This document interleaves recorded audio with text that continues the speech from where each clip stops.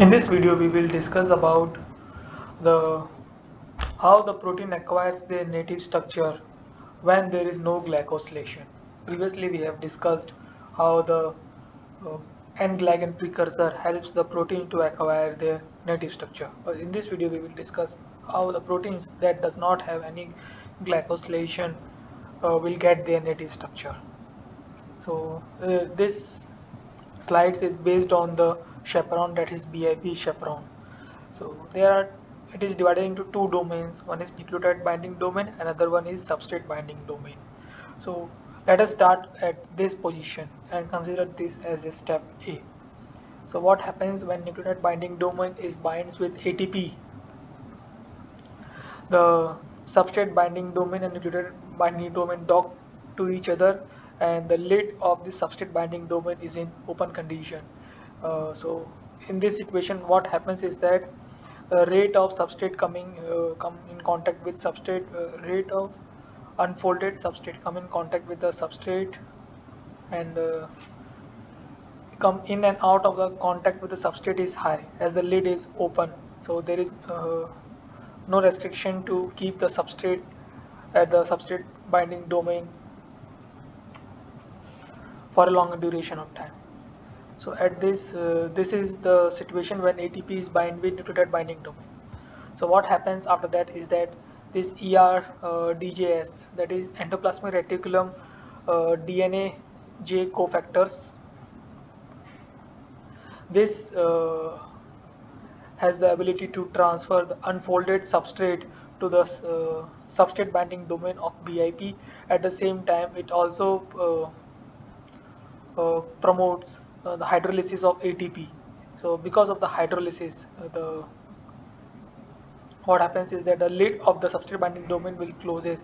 So the substrate that is brought by ERDJS cofactors, ERDJ cofactors will get bind will get trapped within the substrate binding domain, and because of the hydrolysis of ATP, what happens is that now nucleotide binding domain and substrate binding domain of BIP separate each other, and this also promotes the substrate binding domain lead to remain in the closed condition, and so this situation will give proteins isolated environment so that it can acquire their native structure. After that, with the help of nucleotide exchange factor such as GRP 170, ADP, that is nucleotide binding domain, is released, and at the same time, or after this, what happens is that the ATP bindings, so now the site is free, so the ATP binding take place, and this ATP binding leads to conformational changes, and these conformational changes leads to the docking of this nucleotide binding domain and substrate binding domain.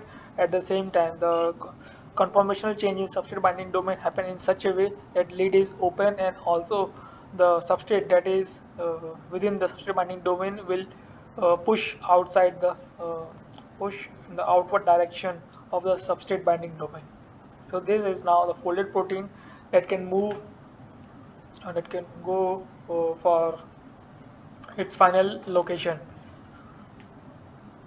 So in case the protein does not acquire their native structure, what happens is that it will then taken up by EDM, EM, that will direct them towards proteasomal degradation.